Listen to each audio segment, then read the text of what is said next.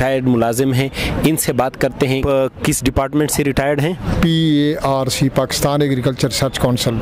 यानी एक मुलाजिम जो सब्ज़ी लेने के काबिल भी नहीं है। आए दिन रोज़ सुई गैस बिजली हर चीज़ बढ़ती जा रही है कि जी 25% तनख्वाहें बढ़ा दी गई हैं। हाजिर सर्विस जो मुलाजिम है तो उसमें रिटायर का ये पहली दफ़ा तारीख़ में ये पहली दफ़ा सुना है कि रिटायर मुलाजमीन का कोई ज़िक्र तक नहीं है।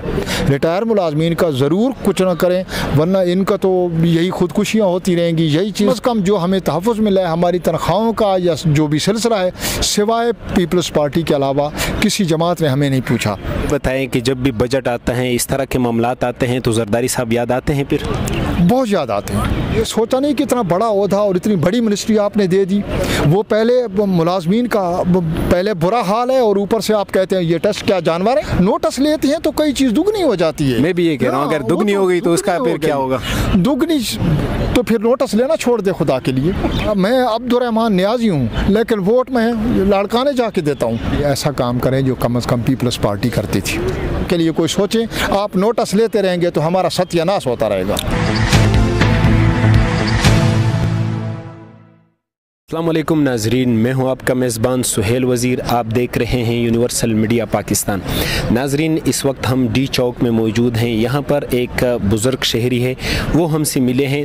वो अपनी इल्तिजा रिकॉर्ड करना चाहते हैं। रिटायर्ड मुलाजिम हैं, इनसे बात करते हैं क्या मसाइल हैं इनके, किस इशू पर बात करना चाहते हैं। अस्सलाम वालेकुम सर। वालेकुम अस्सलाम। आपका नाम? अब्दुर्रहमान। आप किस डिपार्टमेंट से रिटायर्ड हैं? PARC, Pakistan agriculture research council.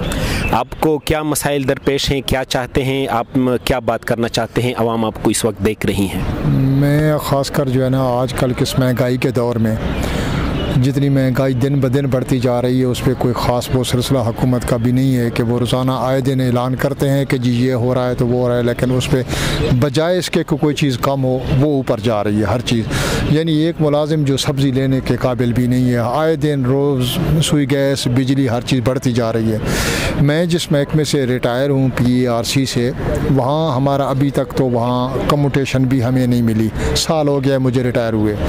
तो इस वजह से एक महंगाई है, एक इधर से कम्यूटेशन नहीं मिली और ऊपर से ये जो सिलसिला है इसको कोई नहीं रोक रहा। और रिटायर मुलाजमीन का जो अभी आपने हुकूमत ने ऐलान किया है कि जी 25% तनख्वाहें बढ़ा दी गई हैं हाजिर सर्विस जो मुलाजिम हैं, तो उसमें रिटायर का ये पहली दफ़ा तारीख़ में ये पहली दफ़ा सुना है कि रिटायर मुलाजमीन का कोई ज़िक्र तक नहीं है। ना उस स्पीच में, ना वो जो गवर्नमेंट के ऐलानात हुए हैं, ना उसमें कोई ज़िक्र है, ना अभी तक हम कुछ अखबारों में भी आता रहे, कुछ तबसरे वगैरह भी आ रहे हैं TV पे भी आगे पीछे, लेकिन कोई उसके बारे में पहली दफ़ा नहीं सोचा गया। जब से पाकिस्तान बना है, जब से मुलाजमीन के साथ हाजिर सर्विस के साथ रिटायर का जिक्र ज़रूर होता है और उसी जो तनख्वाह उनकी बढ़ाई जाती है उसी हिसाब से रिटायर मुलाजमीन की भी बढ़ाई जाती है। अभी मुलाजमीन का कहीं जिक्र नहीं है कि क्या उनके साथ जो वो उसमें कैसे गुजारा करते हैं। इतनी महंगाई और इतने हिसाब में अभी वज़ीर आज़म साहब का यही है, सुन रहे हैं कि जी छोटे के लिए ये कर रहे हैं और मुल्क के लिए ये कर रहे हैं। अभी तक तो कोई रिज़ल्ट, कोई चीज़ ऐसी नहीं आई कि कोई मुलाजमी रिटायर हो या गरीब आदमी के बारे में। तो मेरा ख्याल है एक रूखी रोटी भी खाना उसके लिए बहुत मुश्किल हो गया है। तो हमें अब जो दरमियाना तबका जो है, ख़ासकर सफ़ेदपोश जो छोटा मुलाजिम रिटायर होता है, वो भी ना तो हाथ फैला सकता है, ना वो किसी से ले सकता है, ना वो अपने आप को सर्वाइव करना उसके इस हालात में बहुत मुश्किल है। तो इस वजह से हम ये रिक्वेस्ट करते हैं हुकूमत से कि रिटायर मुलाजमीन का कम अज़ कम कहीं नाम तो जिक्र, ये पहली दफ़ा आपने इग्नोर किया, उनको आपने भूल गए बिल्कुल, तो उनके बारे में ज़रूर सोचें और उनका भी इसी तरह जो 25% आपने हाजिर सर्विस मुलाजमीन का बढ़ाया है, इसी तरह रिटायर मुलाजमीन का भी 25% जो है इस महंगाई के दौर में, इस हालात में जितने वो आप जून तक ये रिलीफ है ढाक जो देना चाहते हैं, उसमें भी रिटायर मुलाजमीन का ज़रूर कुछ ना करें, वरना इनका तो यही खुदकुशियाँ होती रहेंगी। यही चीज़ सिलसिला होता रहेगा कि खुदारा इसके लिए लाजमी रिटायर मुलाजमीन का कहीं जहाँ आप बढ़ा रहे हैं उनकी, तो वहाँ रिटायर मुलाजमीन का ज़रूर 25% जो है ना उसमें डालें। आगे जून में आप जो फैसला करेंगे बजट में, उसके साथ भी रिटायर मुलाजमीन को मद्देनज़र रखें, और रखा जाता है हमेशा, ये पहली दफ़ा जो है इग्नोर हुआ है। ये बताइए सर कि पिछले 2018 के इलेक्शन में आपने कौन सी पार्टी को सपोर्ट किया था?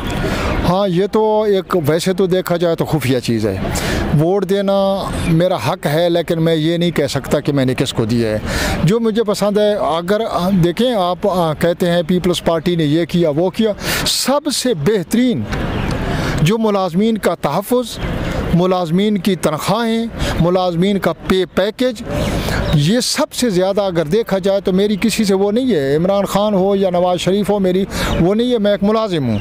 लेकिन कम अज़ कम जो हमें तहफ़्फ़ुज़ मिला है हमारी तनख्वाहों का या जो भी सिलसिला है, सिवाय पीपल्स पार्टी के अलावा किसी जमात ने हमें नहीं पूछा कि नवाज़ शरीफ दौर गुजरा या वो दौर, कई दुनिया जहान क्या कुछ कहती है, जरदारी साहब खा गए जी, फ़लाँ चीज़ कर गए, देखे तो सही ना उसने कितना तहफ़्फ़ुज़ दिया है नौकरी। वो उसने 6 महीने की इनकैशमेंट मिलती होती जो हमारे आखिरी साल होता था उस पर उसने साल की कर दी, जो पहले 6 महीने जब से पाकिस्तान बना है वो 6 महीने इनकैशमेंट होती थी। सर ये बताएं कि जब भी बजट आता है, इस तरह के मामलात आते हैं तो जरदारी साहब याद आते हैं? फिर बहुत याद आते हैं, इंतहा का उसको दुनिया जहान क्या कुछ कहती है।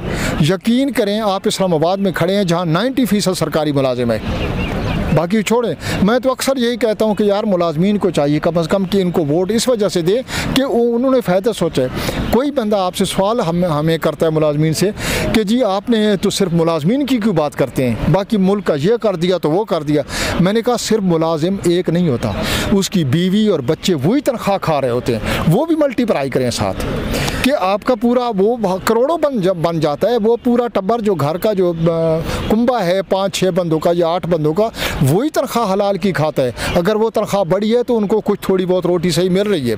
तो ये चीज़ें आप क्यों कहते हैं कि जी एक मुलाजिम के पीछे उसका देखो तो सही ना, वो कहीं से हराम लेता है। सर एक सवाल और भी पूछना था, आपने पिछले दिनों शेख रशीद साहब जो हमारे वज़ीर दाखिला है उनके बयान सुना होगा। उन्होंने जो अन सर्विस मुलाजिमीन थे उनके ऊपर उन्होंने कहा कि हमने एक्सपायर जो वो थे आंसू गैस की गोलियाँ थी वो बरसाई थी। तो अगर आप लोगों पर इस तरह का कोई सिलसिला आया तो जाहिर बात है 60 साल के बाद रिटायर हो जाते हैं, तो क्या बर्दाश्त कर लेंगे अगर ऐसा कोई डर ना हुआ? सबसे पहले तो इस चीज़ को कंडेम करता हूँ, और मैंने भी टीवी पे भी सुना, बार बार सुना, और उसके बारे में जो एहतजाज आ रहा है मुलाजमीन का वो होना चाहिए, इससे डबल होना चाहिए। अगर ऐसा वज़ीर इस तरह की बात करता है, ऐसे सिलसिला करता है, तो उसको ये सोचा नहीं कि इतना बड़ा ओहदा और इतनी बड़ी मिनिस्ट्री आपने दे दी। वो पहले मुलाजमीन का पहले बुरा हाल है और ऊपर से आप कहते हैं ये टेस्ट क्या जानवर है या क्या ये जानवर भी जो है ना उसको भी नहीं किसी चीज़ पे क्या ये चीज़ इस तरह टेस्ट करना है। इसलिए कि आपके घर में अयाशी है, सब चीज़ है, खाने पीने को है, जो दुनिया जहान का सिलसिला है, और गरीब आदमी को बजाय आप कुछ देने के उसको कहते हैं टीयर्स आंसू गैस जो है हम वो टेस्ट कर रहे हैं, और हमने बचा के रखी हुई है कि जो नई पार्टियाँ जहाँ निकलेंगी तो हमने उसके लिए ये इशारे भी साथ दिए। लेकिन क्या ये मुलाजिम क्या आपकी नज़र में कुछ नहीं है? ये तो आपने इंतहाई सत्यानाश मारा। और मैं गवर्नमेंट से, इमरान खान से, वज़ीर आज़म से कहता हूँ कि कम से कम ऐसे वज़ीर को इस तरह का बयान देने पे कि आपने क्या किया, आपने वो ये सिलसिला जो है ना उसका पहले तो हिसाब लें, उससे एक्सप्लेनेशन कॉल करें कि जी मिनिस्टर को ऐसे बयान है कि क्या वो इंसान वो क्या वो इंसान नहीं है, मुलाजिम क्या है? मुलाजिम तो एक पढ़ा लिखा है कम अज़ कम, तो ये तो जाहिलों वाली बात है जो सर। आखिर में हुकूमत वक्त से आप क्या मुतालबा करना चाहेंगे? अगर आप हुकूमत वक्त को बताएं कि क्या मसाइल हैं और क्या होना चाहिए, रिलीफ किस तरह वो आपको दे सकते हैं? सबसे पहले ये देखें ना, गैस, बिजली, पेट्रोल और ये सारी सब्जियां, आटा, चीनी, दुनिया जहान की कोई चीज़ आप मार्केट में जाएं, कोई लेने के कोई बंदे की अप्रोच है? आप चाहते हैं कि खान साहब उसका नोटिस ले लें? उसका नोटिस लें, उस रिलीफ दें, बजाय चीज़ नोटिस लेते हैं तो कई चीज़ दुगनी हो जाती है। मैं भी ये कह रहा हूँ अगर दुगनी हो गई तो उसका फिर क्या होगा? दुगनी तो फिर नोटिस लेना छोड़ दे खुदा के लिए। भाई नोटिस आप लेते हैं, मैं तो कभी कभी कह देता हूँ, मेरा न्याजी भाई है, मैं अब्दुर्रहमान न्याजी हूँ, लेकिन वोट में लाड़काने जाके देता हूँ। दुनिया जान पता नहीं क्या कहती है, लेकिन कम से कम ये तो है कि ये रात दिन महंगाई। ओ भाई न्याजी साहब, मेरे पड़ोसी हो तो साइन ना करो कि आवाम को जो है ना वो इस तरह ना करे कि एक रोटी भी छाबी से उठा ली। अब मुलाजिमीन के हवाले से क्या पैगाम देना चाहेंगे? मुलाजमीन के लिए बराए मेहरबानी ऐसा काम करें जो कम से कम पीपल्स पार्टी करती थी। इस वजह से वो हमारे नहीं हैं। आप रहे, हमारे आप दुश्मन नहीं हैं, हमारे दोस्त हैं, भाई हैं, हमारे सरबराह हैं, वज़ीर आज़म हैं। तो कम से कम कुछ तो ऐसा निज़ाम लाएं कि वो चीज़ जो है आपको, आप कहते हैं आज मैंने रिलीफ ये दे दिया जी, ये कर दिया, उससे हम दूसरे दिन जाते हैं तो हम तो एक घुंघलू जिसको बोलते हैं, शलजम जिसको बोलते हैं, एक शलजम 100 रुपए का है, वो हम नहीं ले सकते। तो बराए मेहरबानी कम से कम हर तबके का सोचें। ये नहीं है कि किसान है, दूसरा है, मज़दूर है, सारा पिस गया है, सारा का सत्यानाश मार दिया है आपने। बीज कोई नहीं ले सकता जो डालने के लिए ज़राअत का जो काम है, और दूसरे सिलसिले हैं सारे। मज़दूर बेलचे वाला बैठा हुआ है, उसके लिए कुछ सोचें। वो बेचारा सवेरे वो आता है, रात को बेलचा कंधे पे रखा और वो चला गया, दिहाड़ी नहीं लगती 100 रुपया उसकी। तो ये कम से कम ये मुलाजिम का है, रिटायर मुलाजमीन को मैं बार बार कहता हूँ इनको कंसिडर करें। जो रिलीफ सरकारी मुलाजिम को दिया है, रिटायर मुलाजमीन को साथ रखें, और यही पैगाम है। और आवाम के लिए कोई सोचें। आप नोटिस लेते रहेंगे तो हमारा सत्यानाश होता रहेगा। बहुत शुक्रिया जी।